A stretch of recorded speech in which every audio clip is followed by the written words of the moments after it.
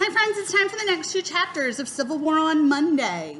Civil War on Sunday. Magic Tree House book number 21 by Mary Pope Osborne.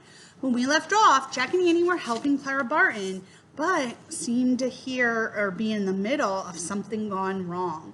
Let's keep reading and see what happens. Chapter 7, Helping Hands. The firing came to an end. The horses calmed down. The smoky air began to clear.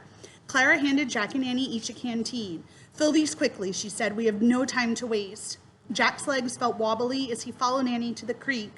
They filled their canteens, then climbed back into the wagon. "Keep alert," said Clara. "Look for the wounded as they come off the battlefield." She snapped the reins. The horses started off again. As they bumped along, Jack looked ahead for wounded soldiers. "There," said Annie. She pointed to a man limping toward them and waving his arms. The man looked very young, more like a teenage boy. His uniform was torn and bloody. It wasn't a blue uniform, though. It was gray.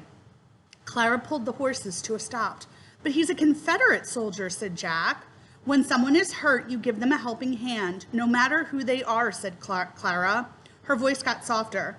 "I have seen courage and kindness on both sides of this war. Sometimes things are not as simple as they seem." Jack was glad they had stopped to help the soldier. He jumped out of the wagon. "Do you need a helping hand?" he asked the young man. "Thank you," the soldier said softly. Jack helped him into the back of the wagon. The soldier lay down on a pile of blankets and closed his eyes.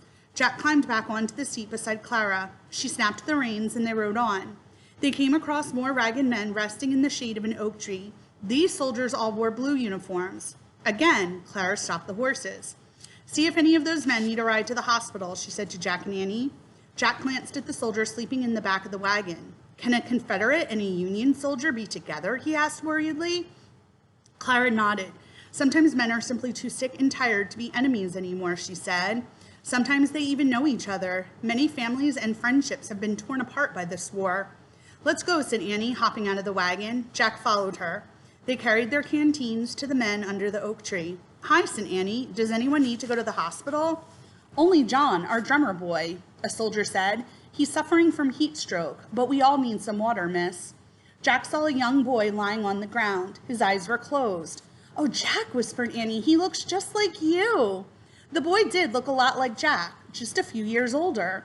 "We better get him to Clara's ambulance right away," Annie said. She handed her canteen to one of the tired soldiers. Another soldier lifted the drummer boy to his feet. The boy opened his eyes and mumbled a few words. He tried to walk, but he swayed as if he were about to faint. "Wait," Jack grabbed the boy. "We'll give you a helping hand," he said. The drummer boy put his arms around Jack and Annie's shoulders. "Just a little further, John," Annie said. "You're doing great. Just a little further." The drummer boy moved as if he were walking in his sleep. His head hung down. His feet shuffled in the dust. "Take good care of him," one of the men called. "We can't do without him." Chapter 8, Brothers. Clara Barton had turned the wagon around. She helped Jack and Annie lift the drummer boy into the back. "The soldier said he had heat stroke," Annie told Clara. "His name is John." The boy lay down next to the sleeping Confederate soldier. "He does have heat stroke," Clara said. "The other boy also has a high fever. We must get them to the hospital at once. Can you two stay in the back of the wagon and do as I tell you?" "Sure," said Jack and Annie. Clara dampened 2 clean cloths with water from Jack's canteen. "Gently press these cloths against their faces to help keep them cool off," she said. She gave the cloths to Jack and Annie. Then she went to the front of the wagon and climbed in. The wagon started forward. Jack and Annie gently patted the soldiers' faces with the damp cloths. Jack looked at the young men lying side by side. The two seemed far more alike than different. In another time and place, they might have been friends, Jack thought.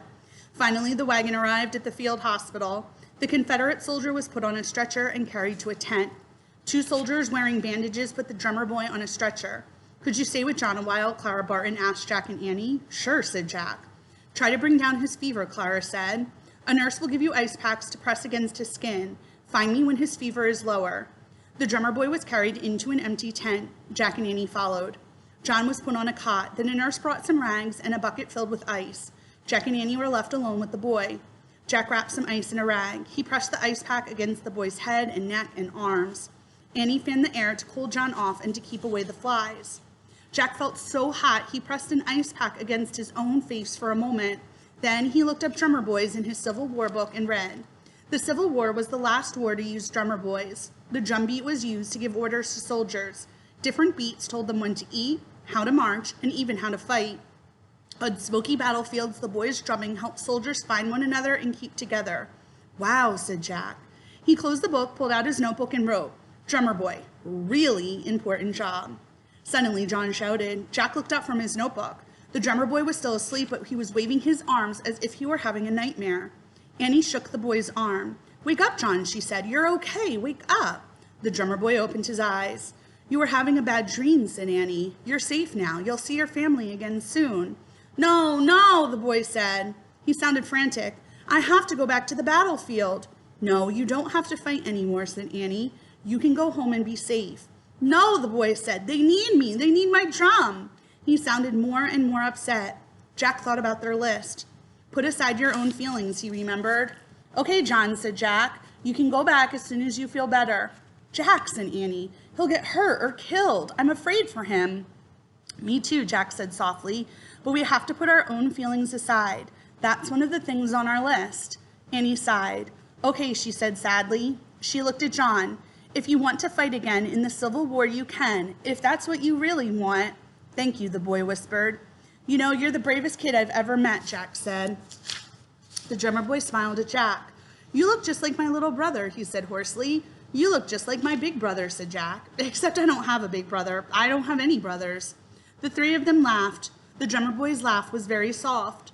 The boy laid his head back on his pillow and closed his eyes again. In a moment, he was sleeping peacefully. A smile was on his face. Annie felt his forehead.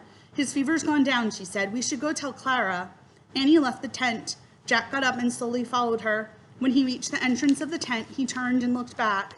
The shadows of twilight fell across the boy's calm, sleeping face. It was strange. Jack hardly knew the drummer boy, but he felt they could be brothers. Listening to the cannon fire in the distance, Jack was afraid for the boy. Will he live to see his family again? Jack wondered. Good luck, John, Jack said softly. With a heavy heart, Jack stepped out into the warm evening air.